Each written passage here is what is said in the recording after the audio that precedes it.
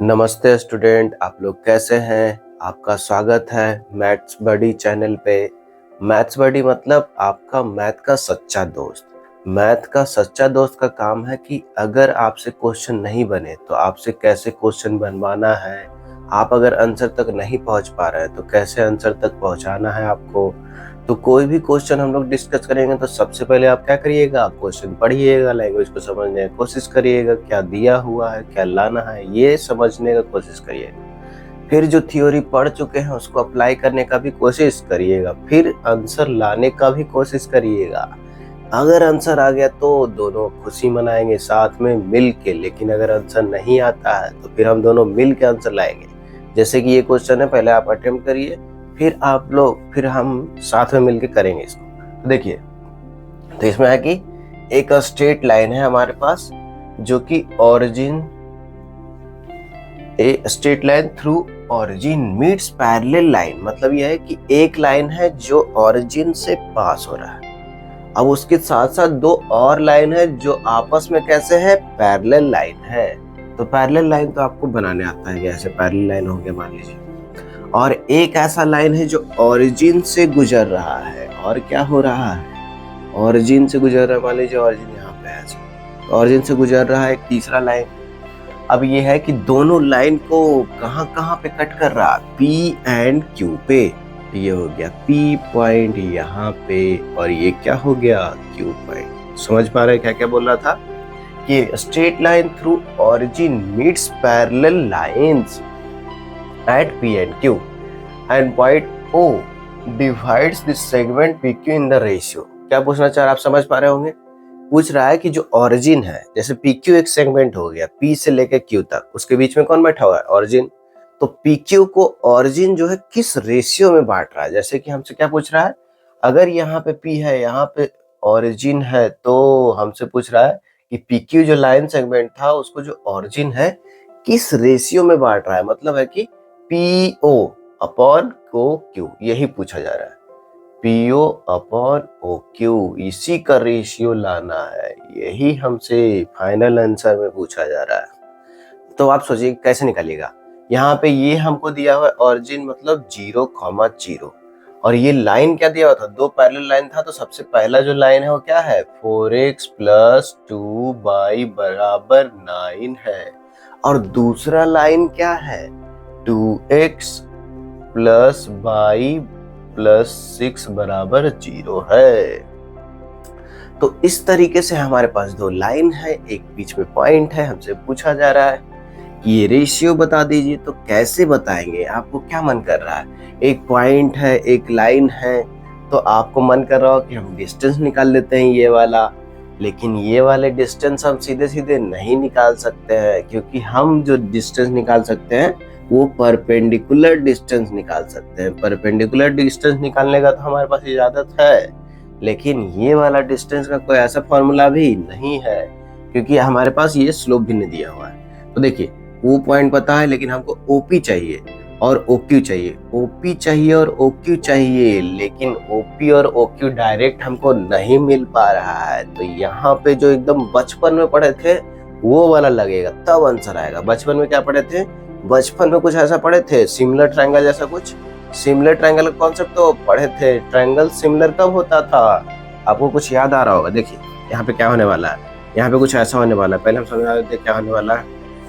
अगर यहाँ पे मान लीजिए कि कोई पॉइंट O है, अगर हम यहाँ से दोनों पे परपेंडिकुलर डालते हैं ऐसे और ऐसे, तो क्या आप देख पा रहे हैं यहाँ पे जो ट्रायंगल बन रहा है दोनों आपस में सिमिलर है कि नहीं है। बिल्कुल है, क्योंकि एक एंगल तो 90-90 हो ही गया। एक एंगल अगर 90-90 है और ये दोनों एंगल भी आपस में कैसे है, बराबर है। इसका मतलब है कि दो एंगल दोनों ट्रायंगल का बराबर हो गया, तो तीसरा एंगल तो बराबर होगा ही होगा। तो जब तीनों एंगल बराबर हो गए तो दोनों ट्रायंगल कैसा हो जाएगा, सिमिलर हो जाएगा। अब देखिए यहाँ पे अगर ये वाले साइड का रेशियो पूछ रहा है, लेकिन हम ये जो परपेंडिकुलर डिस्टेंस वाला है वो आसानी से निकाल सकते हैं। तो हम क्या करेंगे, इसमें थोड़ा सा कंस्ट्रक्शन कर देंगे और यहाँ से परपेंडिकुलर दोनों पे डाल देंगे। यहाँ से ऐसे परपेंडिकुलर डाला गया। अब क्या होगा, परपेंडिकुलर डलाने पे ये होगा कि यहाँ से परपेंडिकुलर है और यहाँ भी परपेंडिकुलर है, दोनों जगह पे परपेंडिकुलर डला गया है। इसका नाम दे देते हैं ए और बी। अब क्या होगा देखिए, क्या होने वाला है, क्या होने वाला है इस ट्रायंगल में, O P A O Q B, ऐसे इस ट्रायंगल में क्या होगा, आपस में क्या हो जाएगा, सिमिलर ट्रायंगल हो जाएगा। तो जब सिमिलर ट्रायंगल हो जाएगा, तो सिमिलर ट्रायंगल क्यों हो रहा है आपको समझ में आ चुका है। अगर नहीं आया तो एक बार और हम बता देते हैं कि ये एंगल और ये एंगल बराबर है। तो जब ये एंगल बराबर है, एक तो 90-90 ही है, तो तीसरा एंगल भी आपस में बराबर ही होगा। तो जब तीनों एंगल बराबर हो गया तो आपस में ट्रायंगल कैसा हो गया, सिमिलर ट्रायंगल। तो सिमिलर ट्रायंगल होता है तो साइड का रेशियो क्या होता है, सेम होता है। जैसे हमको चाहिए था OP अपॉन OQ, लेकिन हम क्या निकाल लेंगे, OA अपॉन OB। तो यहाँ पे OP अपॉन OQ चाहिए था तो हम निकाल लेंगे OA अपॉन OB।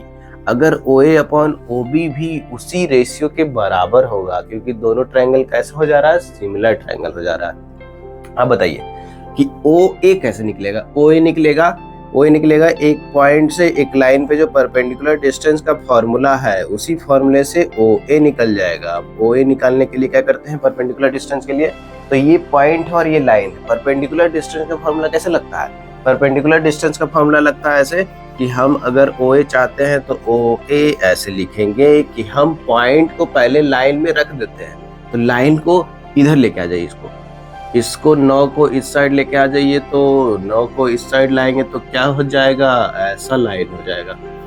तो लाइन को पहले इस फॉर्म में लिख देते हैं, सबको एक तरफ ले आते हैं परपेंडिकुलर डिस्टेंस फॉर्मूला लगाने के लिए।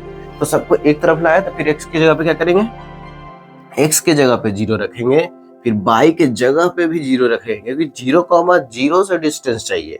तो 4 इंटू x के जगह पे 0 प्लस 2 इंटू y के जगह पे भी 0, और क्या हो जाएगा, -9 पे मोड लगाना ना भूले। और क्या करते हैं नीचे, तो x के साथ जो होता है उसका स्क्वायर प्लस y के साथ जो होता है उसका स्क्वायर। तो x के साथ है 4 का स्क्वायर प्लस y के साथ है 2 का स्क्वायर का अंदर रूट। तो देखिए कितना आ गया, यहाँ पे तो 0 से गुना होगा तो 0, 0 से गुना होगा तो 0, अब -9 तो मोड लगा दिए तो +9 आएगा। और यहाँ पे देखिए ये कितना आ रहा है, 16, और ये कितना आ रहा है, 4। तो अंदर रूट 16 प्लस 4 कितना हो जाएगा जी, 20 हो जाएगा। तो 9 बटे अंदर रूट 20। अब बताइए क्या अंदर रूट 20 को कुछ कर सकते हैं आप, बिल्कुल कर सकते होंगे। 4 कॉमन निकाल लेंगे तो 4 निकल के कितना आएगा, 2 आएगा। क्योंकि क्या होता है, 5 चौका 20, तो 4 पे टोपी लगाएंगे तो 2 ही ना निकलेगा, तो इसलिए 2 निकल गया और 5 अंदर ही रह गया, 5 को निकलने का स्कोप नहीं है। अब यहाँ पे OB अगर चाहिए, OB कैसे निकलेगा, OB कैसे निकलेगा, तो क्या करेंगे, ऑरिजिन को इसमें सीधे रख देंगे। तो क्या करेंगे, 2 इंटू 0 प्लस y के जगह पे भी क्या रख दिए, 0 प्लस 6 बटे, अब देखिए नीचे क्या होता है, इस पे मोड लगाना ना भूले। और नीचे क्या लिखेंगे, x के साथ जो है उसका स्क्वायर प्लस y के साथ जो है उसका स्क्वायर। तो y के साथ कुछ नहीं दिख रहा है, इसका मतलब क्या है, 1। तो यहाँ पे लिखेंगे 2 का स्क्वायर प्लस 1 का स्क्वायर पे टोपी लगाना ना भूले, ठंडा रहे चाहे ना रहे। अब 6 पे मोड तो 6 ही है, और यहाँ पे कितना हो जाएगा जी, तो 4 प्लस 1 अंदर रूट 5 है। और फाइनल हमारा दोनों आ चुका है, OA और OB। हमको क्या चाहिए, हमको चाहिए था PO अपॉन OQ, लेकिन O किसके बराबर हो गया है, सिमिलर ट्रायंगल के कारण OA अपॉन OB के बराबर। तो OA भी निकल चुका है, OB भी निकल चुका है। अब हमको बस रेशियो ले लेना है। तो फाइनल आंसर के लिए OA अपॉन OB चाहिए, तो क्या कर लेंगे, दोनों को भागा दे देंगे। तो ऊपर क्या है, 9 बटे 2 अंदर रूट 5, और नीचे क्या है, 6 बटे अंदर रूट 5। तो अंदर रूट 5 निपट चुका है। और यहाँ 3 से भी कटने वाला है, लेकिन हमें एक स्टेप बाद काटेंगे। तो यहाँ 6 से गुना हो रहा है तो 3 से काट दीजिए, तो 3 है ऊपर और नीचे भी 2 है, तो नीचे कितना आ गया और ऊपर कितना आ गया, तो 3 बटे 4 हमारा आंसर आ चुका है। तो कहीं ऑप्शन में दिख रहा है आपको, बिल्कुल दिख रहा है। गलती से भी 4/3 मत मारिएगा, नहीं तो सीधे निगेटिव हो जाएगा नंबर। तो यहाँ पे ऑप्शन भी ऐसा देता है कि लाने के बाद भी कहीं कैलकुलेशन मिस्टेक, कहीं कुछ ना कुछ गलती करके ये उल्टा ना मार दे। तो आप लास्ट में भी ध्यान रखिए, तो ये क्वेश्चन जरूर सही होगा आपका। फिर तो हम लोग देखें कि किस तरीके से बेसिक कॉन्सेप्ट ही लगता है, चाहे वो आईटी में क्वेश्चन पूछे चाहे जेईई मेन में पूछे, कॉन्सेप्ट एकदम बेसिक ही लगेगा। बस ये है कि क्वेश्चन को समझना बहुत जरूरी है कि क्या दिया हुआ है, क्या पूछ रहा है, उसमें जो हम पढ़ चुके हैं वो कैसे लगेगा और फिर आंसर आएगा। तो हर एक क्वेश्चन में अलग अलग कॉन्सेप्ट लगता है। अब क्या कॉन्सेप्ट लगेगा वो क्वेश्चन समझने पे ही पता चलता है। तो यहाँ पे हम लोग यही कर रहे हैं कि सारे क्वेश्चन को पढ़ रहा है, उसमें समझ रहे हैं कि कौन कौन सा कॉन्सेप्ट लगेगा, और एक बार जब समझ में आ जा रहा है तो कॉन्सेप्ट लगाएंगे कैसे ये भी बताया जा रहा है। तो एक बार लगा दे रहा है तो फिर आंसर तक पहुंचने से हम लोग को कोई नहीं रोक पा रहा है। तो हम लोग साथ में मिलके बहुत सारा क्वेश्चन को इसी तरीके से तोड़ेंगे। चलिए नेक्स्ट क्वेश्चन में चलते हैं। जब मैथ्स बडी आपके साथ हो तो आप किसी भी क्वेश्चन से नहीं डरिए। आप किसी क्वेश्चन को खुल के उसको पढ़िए, उसको समझने की कोशिश करिए, उसमें कौन सा थ्योरी लगेगा ये सोचने का भी कोशिश करिए। क्योंकि अगर जितना दूर तक जाएंगे, अगर आंसर तक नहीं पहुंच पा रहे हैं तो हम साथ में हैं आपको लेके जाने के लिए। तो आप पूरा निडर हो जाइए और क्वेश्चन को एकदम खुल के अटेम्प्ट करिए, और उसके साथ साथ पूरा एकदम जो पढ़ चुके उसको रिकॉल करने की कोशिश करिए। सारा कॉन्सेप्ट कौन सा लगेगा, कौन सा लगेगा, कौन सा लगेगा। यही प्रोसेस है क्वेश्चन पे विजय पाने का। तो चलिए हम लोग इस पे भी विजय पा लेते हैं और इसको भी समझने की कोशिश करते हैं कि क्या पूछ रहा है आखिर में। तो number of integral values of M, तो क्या पूछ रहा है, एम कोई है उसका कैसा वैल्यू पूछ रहा है, इंटीग्रल वैल्यू। इंटीजर जानते कि नहीं जानते, इंटीजर होता है 1 2 3 4 5 ऐसे ऐसे नंबर, और जीरो भी हो सकता है, नेगेटिव हो सकता है, -1 -2 -3। तो ये जो हमारा एम है उसका कुछ ऐसा ही वैल्यू होगा, उसका ऐसा वैल्यू नहीं हो सकता कि 1/2 2/3 ऐसा वाला वैल्यू नहीं लेना है। एम का कैसा वैल्यू लेना है, बस इंटीग्रल वैल्यू ही लेना है। पॉजिटिव भी हो सकता है, नेगेटिव भी हो सकता है। तो हम लोग समझ चुके हैं कि इंटीजर क्या होता है। अब उसके बाद बोल रहा है कि जिसके लिए एम का वैल्यू कब चाहिए, कब ऐसा चाहिए एम का वैल्यू, जब क्या हो जाए, for which the x coordinate of the point of intersection of the line. देखिए हमारे पास दो लाइन है, ये और ये। अब इस लाइन के पॉइंट ऑफ इंटरसेक्शन का बात कर रहा है, और पॉइंट ऑफ इंटरसेक्शन में भी एक्स कोऑर्डिनेट का बात कर रहा है। कि जैसे मान लीजिए कि दो लाइन है, तो दोनों लाइन कहीं ना कहीं आपस में इंटरसेक्ट कर रहा है। अगर पैरेलल लाइन नहीं है तो कहीं ना कहीं इंटरसेक्ट करेगा। तो जहां पे इंटरसेक्ट करेगा उसमें एक्स कोऑर्डिनेट भी आएगा और वाई कोऑर्डिनेट भी आएगा, एक्स कोऑर्डिनेट भी आएगा, वाई कोऑर्डिनेट भी आएगा।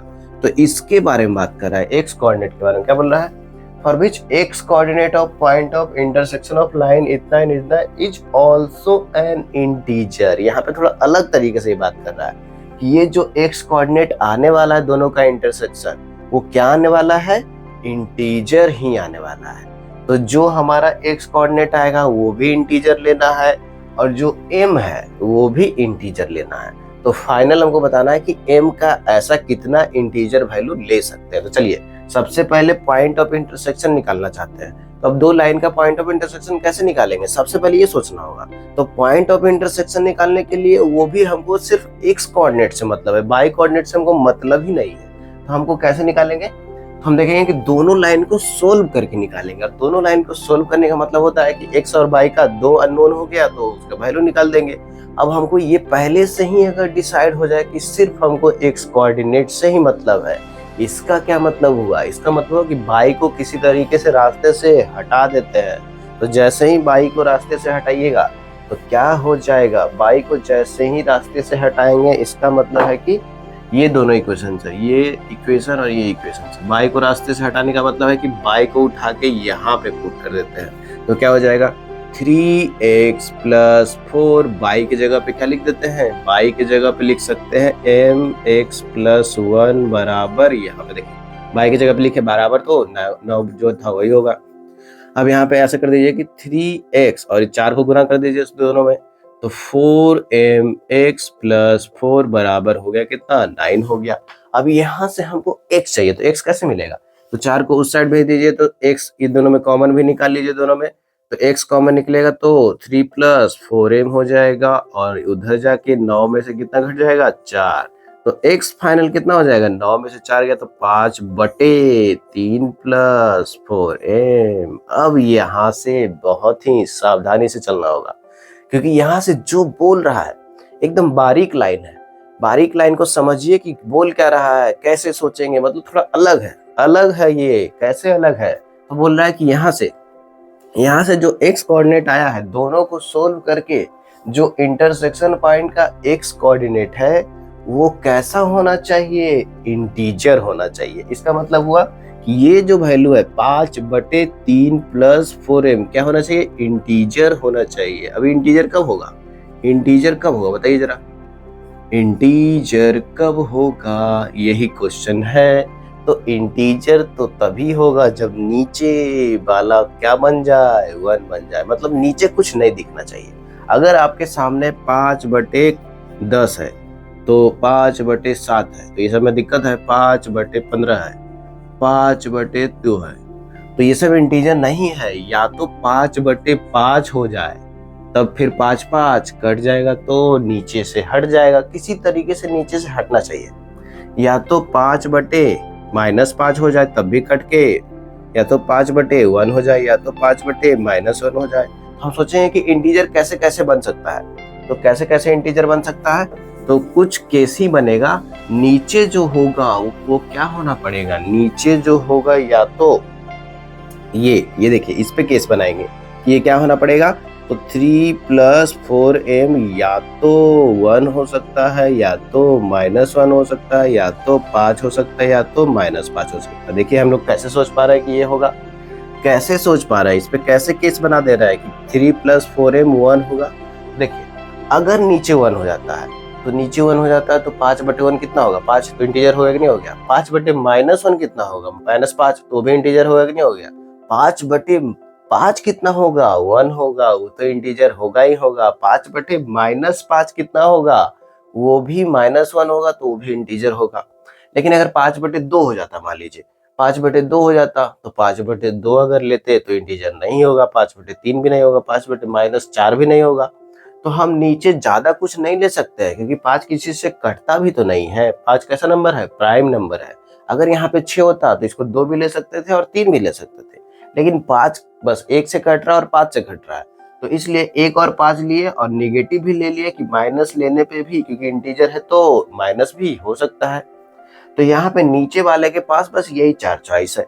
अब नीचे वाले के पास बस 4 चॉइस है, तो उसके लिए क्या हो जाएगा, x क्या हो जाएगा, इंटीजर। लेकिन साथ साथ में m भी कैसा नंबर आना चाहिए, इंटीजर ही आना चाहिए। तो आप सोचिए थोड़ा सा हल्का सा यहाँ से सोल्व करके m भी इंटीजर आना चाहिए। तो चलिए यहाँ से सोल्व करिए, 3 + 4m = 1 है, तो m कितना निकलेगा इधर से, तो 4m बराबर हो जाएगा 1 में से 3 चला जाएगा, 3 को उस साइड भेज दे रहे हैं, तो 4m कितना हो गया जी, 4m हो गया -2, तो m कितना हो गया, m हो गया -2/4।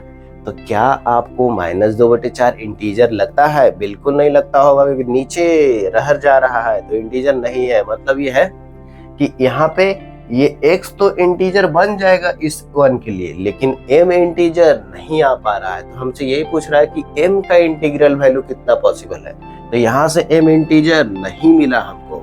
अब यहाँ पे -1 के लिए सोल्व करिए, तो जब 3 + 4m -1 के बराबर होगा तो फिर 3 को उधर भेज देंगे, तो 4m इस बार क्या हो जाएगा, -1 और -3। देखिए कुछ होने वाला है, कुछ हलचल होता हुआ दिख रहा है, -4।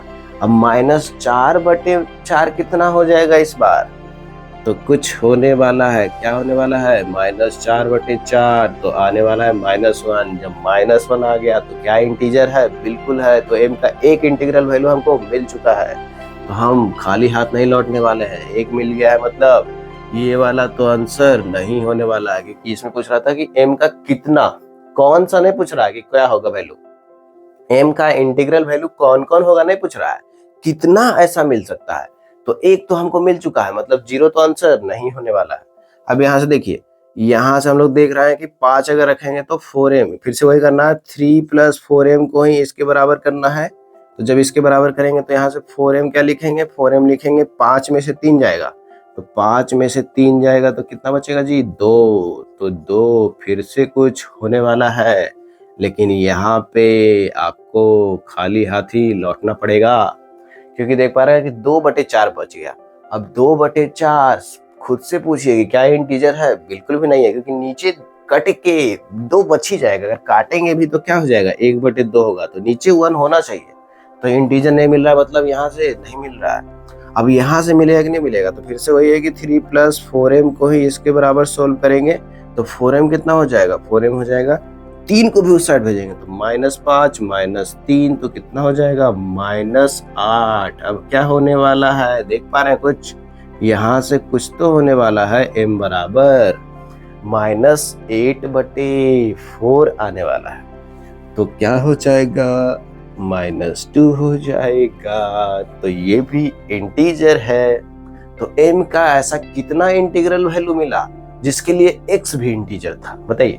2 वैल्यू मिला, तो x भी इंटीजर बनने के लिए जो नीचे था वो ये हो सकता था, और ये होने के बावजूद m कितना इंटीजर मिल पाया हमको, 2 मिल पाया।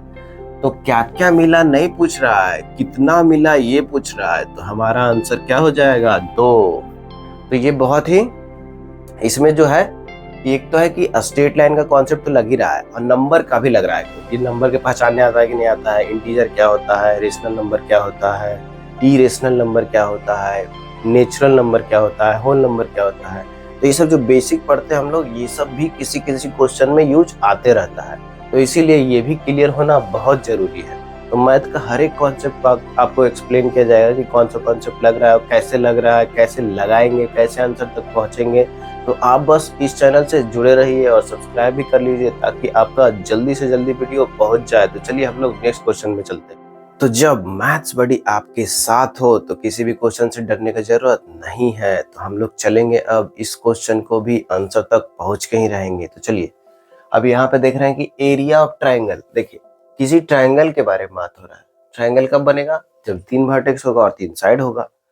अब कैसे बन रहा है, area of triangle formed by the lines. तो पहला लाइन तो बहुत ही सिंपल दे दिया कि x + y = 3। तो बहुत अच्छा लग रहा होगा देख के।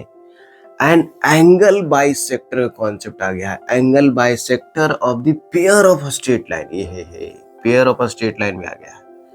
तो यहाँ पे क्या है, पेयर ऑफ स्ट्रेट लाइन है। पेयर ऑफ स्ट्रेट लाइन का मतलब होता है कि 2 लाइन का जोड़ा। तो 2 लाइन का जोड़ा हमारे पास है। तो 2 लाइन जब भी दिया रहता है तो उसका एंगल बाइसेक्टर हम लोग निकाल सकते हैं। और जब उसका एंगल बाइसेक्टर निकाल सकते हैं तो क्या कर सकते हैं, उसका अगर एंगल बाइसेक्टर एक बार आपको पता चल गया, इसका क्या मतलब हुआ कि हम लोग उसके एंगल बाइसेक्टर को 2 साइड मान लेंगे, और तीसरा साइड कौन होगा, ये लाइन। तो जब हम लोग को तीनों साइड पता हो जाएगा तब हम क्या कर सकते हैं, ट्रायंगल बना सकते हैं, और फिर एरिया निकाल सकते हैं, और फिर आंसर तक पहुंच सकते हैं। लेकिन उसके लिए हमको दोनों लाइन को पहले जानना होगा, फिर उसके एंगल बाइसेक्टर को समझना होगा। चलिए, तो सबसे पहले ये लाइन है हमारे पास, ये लाइन है। तो इस लाइन को आप देख रहे हैं कि बहुत अच्छा सा दिया है, x² y² 2y। तो y² के साथ अगर 2y आ रहा है तो परफेक्ट स्क्वायर बनने का संभावना बहुत बढ़ जाता है। अब यहाँ पे देखिए, अब y² माइनस के साथ है, 2y भी है और 1 भी है। तो y वाले को उस साइड अगर भेज दे, y वाले को अगर उस साइड भेज दे तो क्या होगा, क्या होगा। तो इतना अच्छा से बना के दिया है, तो आपको ऑब्जर्व तो करना पड़ेगा थोड़ा सा कि अच्छा ये ऐसा दिया है तो इसमें परफेक्ट स्क्वायर बना सकते हैं, क्योंकि स्ट्रेट लाइन लाने के लिए परफेक्ट स्क्वायर बनाना बहुत जरूरी है। तो यहाँ पे देखिए, x² क्या हो जाएगा, इसमें a² - 2ab और b² ऐसे बैठ गया। तो ये लिख सकते हैं y - 1 का होल स्क्वायर। अब क्या कर सकते हैं कि दोनों साइड स्क्वायर है, तो क्या कर सकते हैं, दोनों साइड टोपी लगा सकते हैं। तो प्लस माइनस के साथ आएगा। तो एक बार ऐसे आ जाएगा कि मैं ऐसे ले सकते हैं कि y - 1 जो है एक बार x हो गया, या तो y - x जो है, y - 1 जो है क्या हो गया, -x। तो दोनों साइड जब टोपी लगाएंगे तो एक बार प्लस के साथ लेंगे और दूसरे बार माइनस के साथ। तो यहाँ से क्या क्या लाइन मिल रहा है, 1 को इधर, x को लाइए इधर, या तो y को ही उधर लेके चल जाइए। तो चलिए, x को उधर, अगर y को उधर लेके जाते हैं तो x - y + 1 = 0 हो जाएगा, एक लाइन। और x को इधर बुला लीजिए कि आ जाइए, आप ही आ जाइए, आप ही का इंतजार था हमको। तो 2 लाइन आपको दिख रहा है कि नहीं दिख रहा है, बिल्कुल दिख रहा होगा। क्या हम ये दोनों लाइन को ड्रा कर सकते हैं, क्या दोनों को लाइन का स्लोप पता है, हमको इसका एंगल बाइसेक्टर निकालना है। तो यहाँ से 2 तरीके से बना सकते हैं। एक तो है कि इस लाइन को अगर हम x एक्सिस y एक्सिस पे ड्रा करेंगे तब भी हमसे बन जाएगा, और दूसरा है कि इस लाइन का एंगल बाइसेक्टर का जो फॉर्मूला है वो लगाएंगे तब भी हमसे बन जाएगा। तो दो तरीका है, अब आप कौन सा तरीका लगाना चाहते हैं वो आप पे डिपेंडेंट करता है। अब बताइए, ये लाइन को क्या आप एक्स एक्सिस और वाई एक्सिस पे ड्रा कर सकते हैं? बिल्कुल कर सकते हैं। तो उससे भी बना सकते हैं, और दूसरा जो फॉर्मूला है एंगल बाइसेक्टर का, उससे भी बना सकते हैं। तो चलिए थोड़ा ज्योमेट्रिकली बनाते हैं, तब मजा आएगा जीवन में। तो यहाँ पे एक्स एक्सिस बाई एक्सिस बना दिए। अब हो क्या रहा है, हमारे पास क्या हो रहा है, तो यहाँ पे बाई एक्सिस है। अब क्या हो रहा है, ये दोनों लाइन बताइए। पहला लाइन एक्स एक्सिस को कहाँ पे कट करेगा, एक्स एक्सिस को कहाँ पे कट करेगा, और ये जानना चाहते हैं तो बाई को झाप दीजिए, तो x बराबर -1 आएगा। तो x बराबर -1 मतलब यहाँ पे, और बाई एक्सिस को कहाँ पे कट करेगा, तो x झाप दीजिए, तो बाई आएगा 1 मतलब यहाँ पे। तो ऐसे कुछ लाइन जा रहा है, आराम से ऐसे टहलते हुए निकल रहा है, ऐसे निकल रहा है ये। अब ये क्या बोल रहा है, ये लाइन एक्स एक्सिस को कहाँ पे कट करेगा, तो बाई को खत्म कर दीजिए, तो x बराबर 1 आ जाएगा। तो ये इस साइड है और ये किधर है, देखिए ध्यान से, अगर x को खत्म करेंगे तो बाई भी 1 आ जाएगा, मतलब ये भी यही से पास कर रहा है। मतलब ये दूसरा लाइन जो है कुछ ऐसा है। तो अब बताइए कि क्या दोनों लाइन का जहाँ पे कट कर रहा है आपको समझ में आ रहा है? और इसका स्लोप भी तो आप लोग बता सकते हैं। इसका स्लोप कितना है, इसका स्लोप है 1। कैसे स्लोप निकालते हैं, स्लोप निकालने तो आता होगा, -x के साथ जो है और y के साथ जो है, तो स्लोप कितना आ गया 1। और यहाँ से स्लोप इसका कितना स्लोप है, तो स्लोप इसका है -x के साथ कितना है 1, y के साथ कितना है 1, तो -1। तो एक है कि 45 डिग्री बनाते हुए ऐसे जा रहा है, और दूसरा है कि 135 डिग्री बनाते हुए ऐसे जा रहा है। तो दोनों आपस में एक दूसरे से परपेंडिकुलर है कि नहीं है? बिल्कुल है, एक दूसरे से परपेंडिकुलर है, क्योंकि m1 इंटू m2 कितना हो जा रहा है, m1 इंटू m2 कितना हो जा रहा है, -1। तो जब -1 होता है तो दोनों आपस में कैसे होता है, 90 डिग्री बनाता है। तो टोटल 90 डिग्री था, अब ये आधा आधा कितना हो गया, 45 डिग्री। इसका मतलब क्या हुआ जी, इसका मतलब हुआ कि दोनों लाइन का जो बाइसेक्टर ढूंढ रहे थे वो खुद बाई एक्सिस ही बन जाएगा इस केस में। और कौन बन जाएगा, तो एक बाइसेक्टर इधर भी आएगा, तो एक बाइसेक्टर इधर आ गया, एक बाइसेक्टर इधर हो गया, और एक बाइसेक्टर बाई एक्सिस ही बन गया। और ये पॉइंट कौन सा है, 0,1 है, क्योंकि बाई एक्सिस पे तो एक्स कोऑर्डिनेट कितना होगा 0 और बाई 1 था। तो यहाँ पे ये पॉइंट मिल चुका है, और एंगल बाइसेक्टर के तलाश में थे। तो हम शुरू में बोल दिए थे आपसे कि दो तरीके से एंगल बाइसेक्टर निकाल सकते हैं, एक तो ड्रा कर दिए उसमें सीधे सीधे दिख जाता है, और दूसरा कैलकुलेशन से भी निकाल सकते हैं। तो जब हम लोग ज्योमेट्रिकली देखें कि कैसे कर सकते हैं, तो एक लाइन उधर जा रहा है, एक लाइन उधर जा रहा है, तो एंगल बाइसेक्टर एक बीच में इधर होगा और एक इधर होगा, तो दोनों बाइसेक्टर आ चुका है। अब क्या करना है, कैसे ट्रायंगल बनेगा, तो एक बाइसेक्टर ये है, ये वाला, और दूसरा बाइसेक्टर ये है। तो हमारा ये जो लाइन था उसका काम हो चुका है, तो उस लाइन को आप मिटा भी सकते हैं। तो एक बाइसेक्टर ये है और दूसरा बाइसेक्टर ये है। अब ये दोनों बाइसेक्टर, दो लाइन मिल गया, और तीसरा लाइन किसको लेना है, x प्लस y बराबर 3 को। तो तीसरा लाइन कुछ ऐसे लेना है, ऐसे। तो फाइनल हमारा ट्रायंगल बनेगा ऐसे। तो जो ये ट्रायंगल बनेगा, ये मान लीजिए नाम देते हैं ABC, इसी का फाइनल हमको एरिया चाहिए। बताइए, ए पॉइंट तो पता है 0,1, बी पॉइंट कैसे मिलेगा, बी पॉइंट ये लाइन बताइए, इस लाइन का इक्वेशन बता सकते हैं क्या आप? इस लाइन का इक्वेशन बिल्कुल बता पाइएगा, क्योंकि यहाँ पे देख रहे हैं कि ये जो लाइन है किसके पैरेलल है, एक्स एक्सिस के पैरेलल। मतलब क्या नहीं बदलेगा, बाई नहीं बदलेगा, और बाई यहाँ पे कितना है 1, तो हर एक जगह पे बाई कितना होगा 1 ही होगा। तो यहाँ पे भी बी के जगह पे जो पॉइंट है वो भी बाई कोऑर्डिनेट तो 1 ही होगा। अब एक्स कितना होगा ये जानना चाहते हैं, तो इसमें रख दीजिए बाई 1। बाई जब 1 रखेंगे तो x कितना आ जाएगा, तो 3 में से 1 घटाएंगे तो 2 आ जाएगा। तो b आ गया 2,1। अब यहाँ पे अगर c चाहते हैं तो c में x तो 0 ही होगा। क्यों 0 होगा जी, क्योंकि ये कहाँ पे लाई कर रहा है, बाई एक्सिस पे। अब अगर x 0 हो गया तो इसी लाइन पे है ये, तो कितना हो जाएगा बाई हो जाएगा 3। तो यहाँ पे आ गया 3। अब बताइए एरिया के लिए क्या चाहिए, एरिया के लिए हमको ऐसे ट्रायंगल बन चुका है, ऐसा ट्रायंगल बन चुका है। अब ये वाला अगर साइड पता हो जाए और ये वाला साइड पता हो जाए तो तुरंत एरिया निकाल लेंगे। तो ये वाला साइड कितना है, तो यहाँ पे है 0,1 और यहाँ पे है 2,1, तो ये लेंथ हो गया 2, और ये है 0,1 और 0,3, तो ये लेंथ भी कितना हो गया 2। तो 2 और 2, तो एरिया कितना आ जाएगा, एरिया कितना आ जाएगा, हाफ इंटू 2 इंटू 2, तो 2 निपट गया। तो फाइनल आंसर कहीं आपको झलक तो नहीं रहा है, बिल्कुल झलक रहा है। दो तो यहाँ पे हम लोग देखें कि सबसे पहले पेयर ऑफ लाइन में से लाइन कैसे निकाले, फिर देखें कि उस लाइन का बाइसेक्टर कैसे निकाले, फिर देखें कि उस बाइसेक्टर का जो लाइन आ चुका था उसको तीसरे लाइन के साथ इंटरसेक्ट करके ट्रायंगल कैसे बनाए, और फिर जब ट्रायंगल बन गया तो उसका एरिया निकाल के हम लोग ऑप्शन मैच करा लिए। तो ये होता है प्रोसेस क्वेश्चन सोल्व करने का, कि हर एक स्टेप को समझे कि क्या क्या पूछा जा रहा है, कैसे कैसे उसको तोड़े। तो इस तरीके से हम लोग जो स्ट्रेट लाइन का डिस्कशन कर रहे हैं उससे आपको बहुत कुछ क्लियर होगा, कॉन्सेप्ट को कैसे लगाना है। तो सारा क्वेश्चन बनाने का जितना भी कमी होता है सब दूर होगा धीरे धीरे। तो आप बस मेरे साथ बने रहिए और ये सिलसिला सारे चैप्टर में चलेगा। धीरे धीरे स्ट्रेट लाइन के बाद सर्कल, फिर पूरा कोनिक सेक्शन, फिर दूसरे चैप्टर्स में भी जाएंगे। तो आप बस इस चैनल को सब्सक्राइब कर लीजिए ताकि एकदम तुरंत आपके पास वीडियो पहुंच जाए, और इस पे लगातार जितना भी वीडियो आ रहा है लगातार देखते रहिए, पूरा एक्टिव रहिए। और बहुत बहुत धन्यवाद आपका। आपका दिन शुभ हो।